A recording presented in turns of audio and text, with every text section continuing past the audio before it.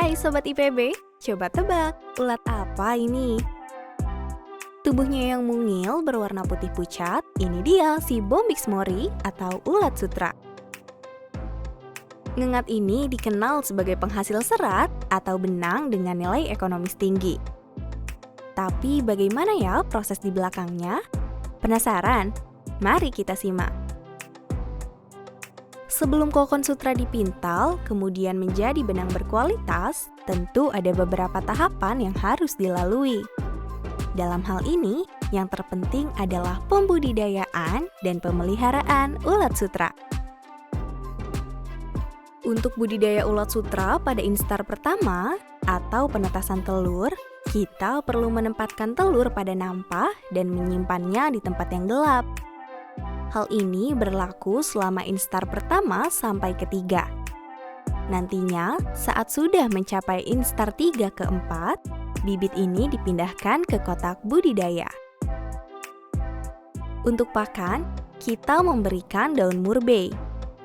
Pada instar pertama sampai kedua, daun murbei yang diberikan harus daun muda, yaitu daun urutan ke-1 sampai ke-3.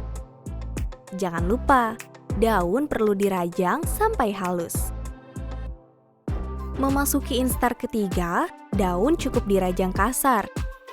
Setelah menginjak instar 3 ke 4, bibit yang tadinya dinampah, kita pindahkan ke kotak budidaya.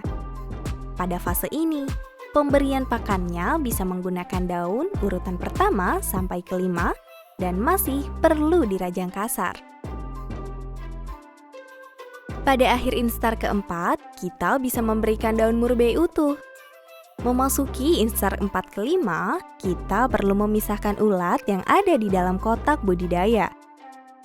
Hal ini bertujuan agar ulat di dalam kotak tidak terlalu padat, sehingga tidak terjadi persaingan ketat antara ulat untuk mendapatkan makanan.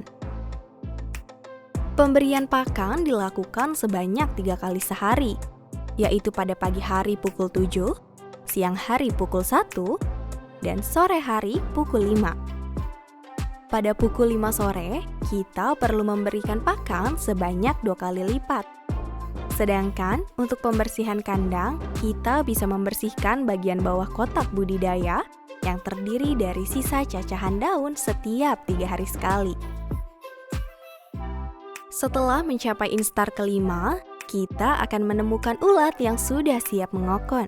Dengan ciri-ciri, terlihat serat di sekitar mulut, serta nafsu makannya mulai menurun.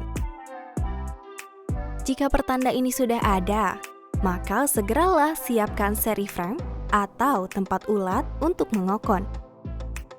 Selama proses mengokon, pastikan keadaan tetap hening. Karena jika terdengar suara berisik, ulat akan secara otomatis berhenti mengokon. Dan jika hal ini terjadi, tentunya kualitas benang atau serat yang dihasilkan akan menurun. Oleh sebab itu, jika ingin membudidayakan ulat sutra, kita perlu memilih tempat yang tenang.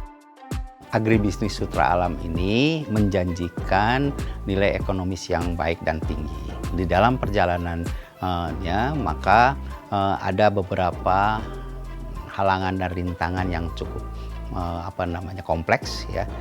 Mulai dari yang pertama itu adalah penyediaan bibit. Ya. Sekarang ini bibit yang tersedia sangat-sangat terbatas dan beberapa pusat pembibitan di Indonesia telah tutup. Ya, yang di Jawa sudah tutup. Tinggal satu yaitu di Sulawesi di Sopeng. Yang kedua, sarana dan prasarana untuk budidaya. Nah, jadi mulai dari letak bangunan, bentuk bangunan, kemudian besarnya bangunan tersebut, kemudian juga rak-rak tempat pemeliharaan ulat kecil maupun ulat besar yang tentu saja harus dalam kondisi yang baik di dalam pemeliharaan, terutama keadaan lingkungan, sirkulasi udara, pencahayaan, dan beberapa penunjang lainnya. Permasalahan yang ketiga yang dapat menghambat produksi maupun keberlanjutan ini adalah teknik budidaya yang dikuasai oleh para peternak sutra alam. Yang terakhir, permasalahannya adalah harga ya kokon yang dimanfaatkan oleh industri tadi terlalu rendah, sehingga biaya produksinya itu tinggi, tetapi harga jualnya rendah. Sebagai sumber makanan bagi ulat sutra, daun murbei tentunya menjadi salah satu poin penting dalam budidaya ulat sutra. Oleh karena itu, Kebun Percobaan Sukamantri menanam murbei di atas lahan seluas 2 hektar yang dibagi menjadi 3 blok. Hal ini bertujuan agar daun murbei yang dibutuhkan selalu tercukupi. Ingat, semakin bagus kualitas daun murbei yang diberikan, maka semakin bagus pula kualitas serat sutra yang dihasilkan. Dengan permasalahan yang dirasakan oleh para pembudidaya ulat sutra, kontribusi apa yang bisa diberikan oleh IPB University? Yang pertama, dari kontribusi IPB itu menyiapkan bibit sutra yang berkualitas. Yang kedua, sebagai lembaga pendidikan dapat memberikan training-training singkat ataupun memperlihatkan bagaimana video-video yang bisa membantu para peternak tadi memelihara ulat sutra dengan baik. IPB juga memperjuangkan barangkali harga ekonomis yang bisa meningkatkan pendapatan daripada si peternak sutra alam tadi.